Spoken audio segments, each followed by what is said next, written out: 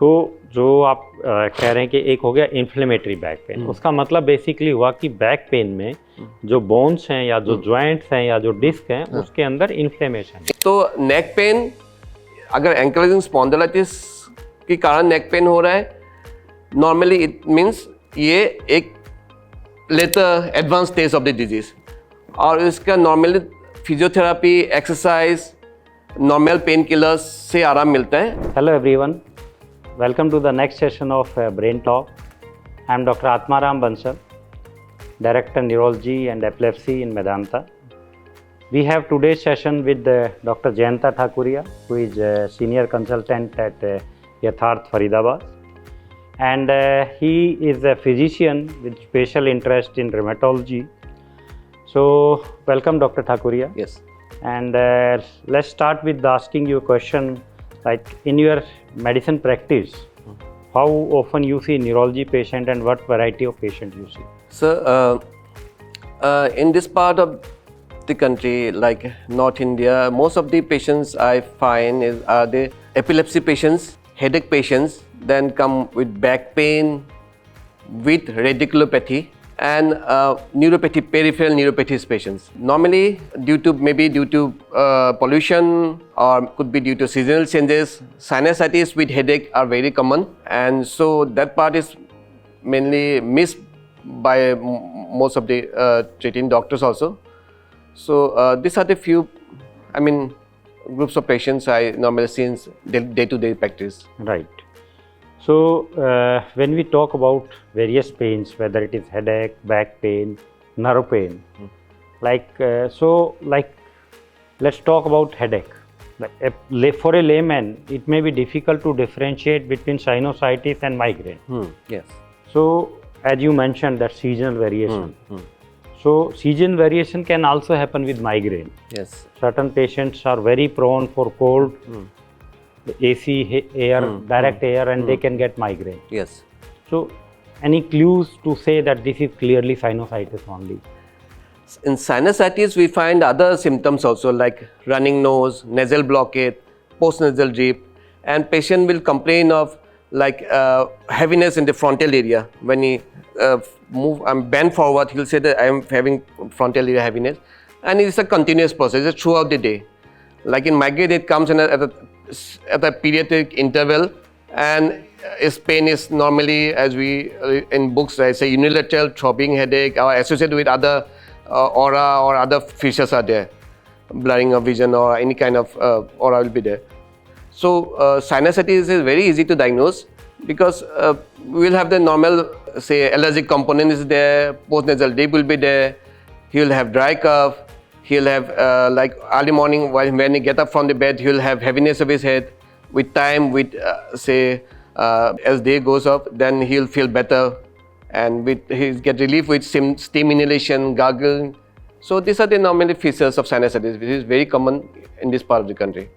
So कहने का मतलब ये है कि अगर हमको ये देखना है कि ये साइनोसाइटिस का पेन है या माइग्रेन का पेन है, साइनोसाइटिस में बाकी सिम्टम भी मिलेंगे, स्पेशली नेजल एरिया के, कि नाक से पानी आ रहा है, छींक आ रही है, नाक बंद है, गला खराब है, आप सो के उठते हैं तो गले में ऐसा लगता है ऊपर से कुछ पानी सा आ रहा है, जिसको नेजल ड्रिपिंग बोलते हैं। ये सिम्टम थोड़े साइनोसाइटिस के हो जाते हैं, और इसमें पेन भी यूजुअली फ्रंटल एरिया में रहेगा।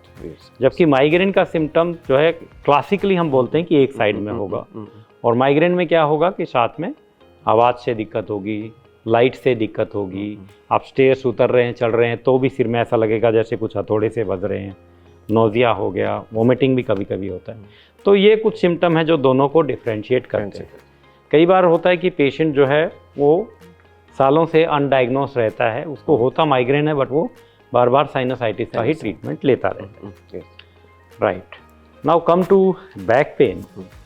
तो बैक पेन में फिर वही दिक्कत है कि क्या बैक पेन मसल का है, क्या बैक पेन हड्डी से है, क्या बैक पेन नर्व से है। तो उसमें हम कैसे वो स्पेशली मस्कुलोस्केलेटल पार्ट को हम कैसे डिफरेंशिएट करते हैं? So back pain can be back pain in young, back pain in elderly. If it is having a patient and say age group of say 10 years to late 30s, back pain, no history of trauma, then we should suspect some kind of spondyloarthropathy, which is very common with psoriasis, with inflammatory bowel disease, even ankylosing spondylitis. Agar there is a history of trauma, then the cause may be a surgical back pain. And in elderly also, we can have back pain due to slip discs and other problem of elderly patients. So back pain is normally depends upon age group also, and what are the precipitating factors. If the patient is having back pain, early morning stiffness of his back, difficulty to get up from bed, and with exercise or activity the back pain goes off, then it's more favor of inflammatory back pain. So one is degenerative back pain, one is inflammatory back pain. So how do we, that way we have to differentiate between back pain.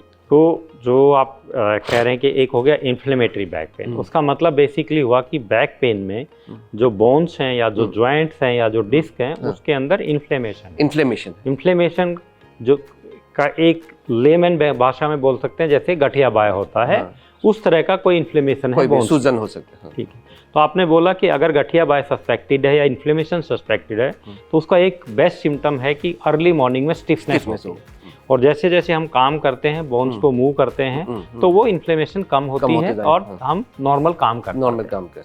तो उसका treatment बिल्कुल अलग है। और अगर वो degenerative है तो उसका अलग है। डीजनरेटिव से हमारा मतलब है कि जो डिस्क है वो धीरे धीरे पतली पड़ती रहती है, सूख जाती है, और जो वर्टिब्रास के बीच में जो डिस्क है कभी कभी वो खिसक जाता है। ठीक है, तो जो हमारा इन्फ्लेमेटरी वाला पार्ट है या जो गठिया बाय वाला पेन है जिसमें सुबह स्टिफनेस होती है, उसके और कोई सिम्टम है जिससे पेशेंट शक कर सकता है कि नहीं ये डिस्क वाला नहीं है या इसका ट्रीटमेंट थोड़ा डिफरेंट है? सर उसके साथ और एक सिम्टम्स होता है when there is inflammatory back pain, इसके साथ आपका एक एंकल इस एरिया में आपको in medical term we call it enthesitis, जो लिगामेंट्स होता है उसमें स्टिफनेस आता है, वो तो मॉर्निंग उठ के इनको मूव करने में प्रॉब्लम होता है, then with time it gets relief. जो इन्फ्लेमेटरी पार्ट होता है बैक पेन है, this is a systemic disorders, तो along with that we may find eye signs also, इनको देखने में दिक्कत हो सकता है, ब्लरिंग ऑफ विजन हो सकता है। सो अलोंग विद दैट आपको पेट की प्रॉब्लम हो सकता है, जैसे आपका वो अल्सरेटिव कोलाइटिस या क्रॉन्स डिजीज आ जाता है, इसमें सोरियासिस हो सकता है, सोरियासिस में इन्फ्लेमेटरी बैक पेन होता है।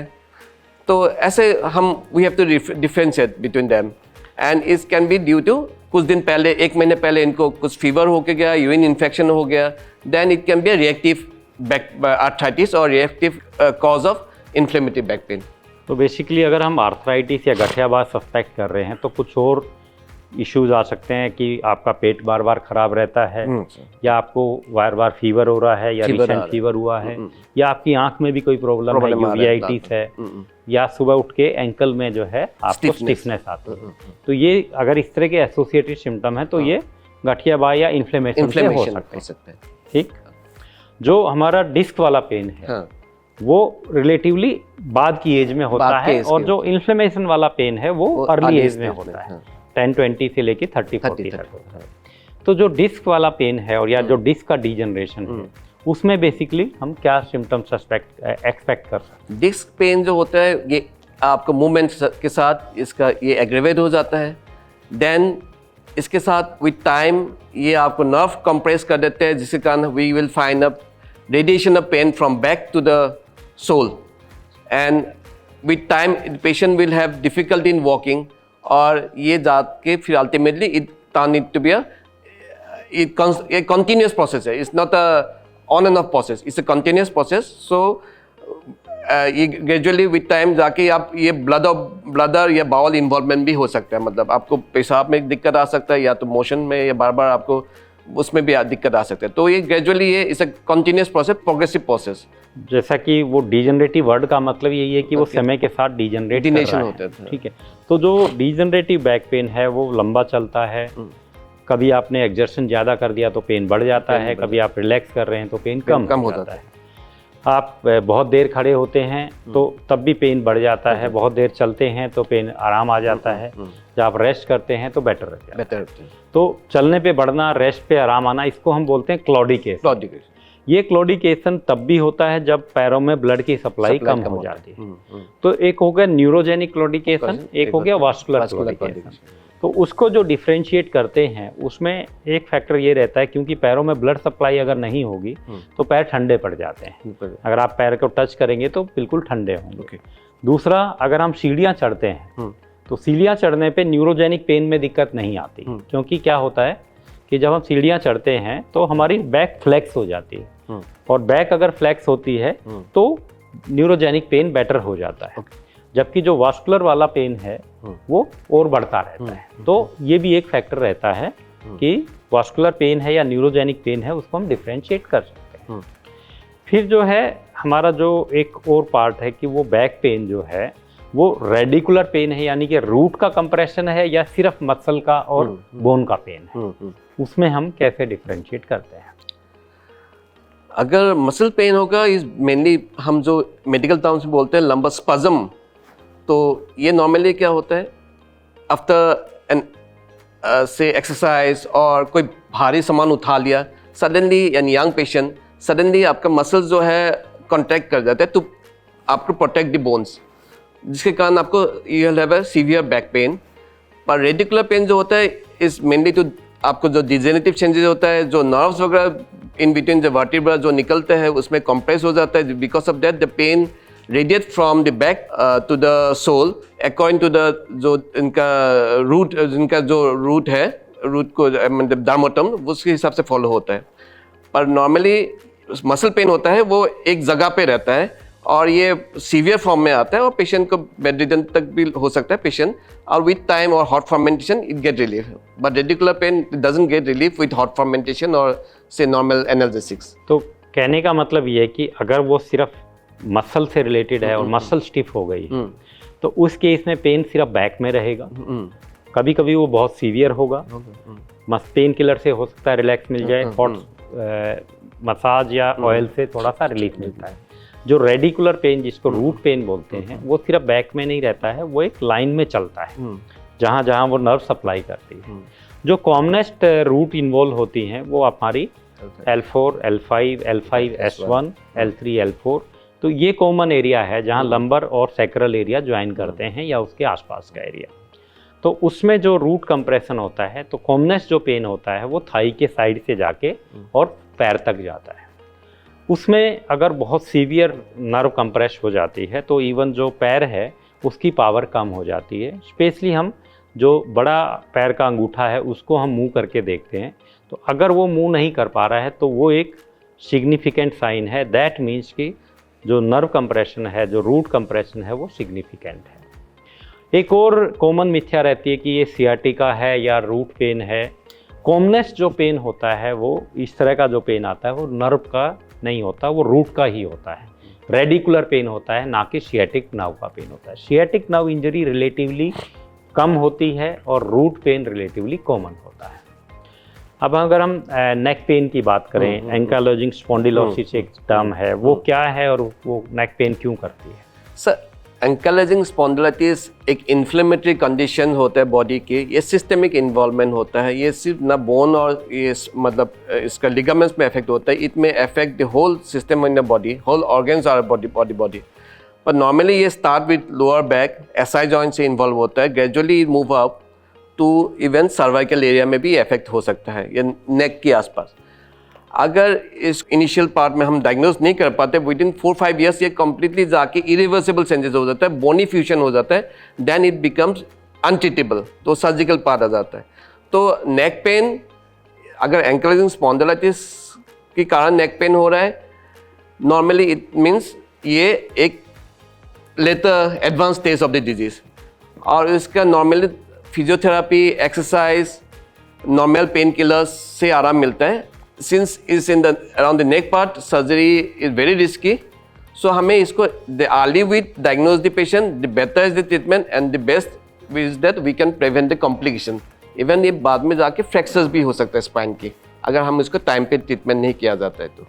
And I'm sure आजकल मेडिसिन भी आजकल मेडिसिन बहुत सारे आ गए सर। तो लास्ट पॉइंट में ऐड करूँगा, कभी कभी कंफ्यूजन होता है, जो नेक में पेन है वो अगर पीछे ऊपर हेड तक जा रहा है तो वो माइग्रेन है या नेक पेन है या सर्वाइकल पेन है, कभी कभी वो भी कंफ्यूजन रहता है। कंफ्यूजन रहता है। तो अगर आपका पेन सिर में आ रहा है और ऊपर काफ़ी सिग्निफिकेंटली आ रहा है और आपको साउंड से, लाइट से प्रॉब्लम हो रही है, इट्स मोर लाइकली कि वो माइग्रेन है और वो जो पेन है वो नेक में जा रहा है, ना कि नाक का पेन हेडेक बन रहा है। सो आई थिंक हमने आज काफ़ी अच्छा डिस्कशन किया। Thank you doctor Jayanta for coming and sharing your knowledge. Thank you. Thank you.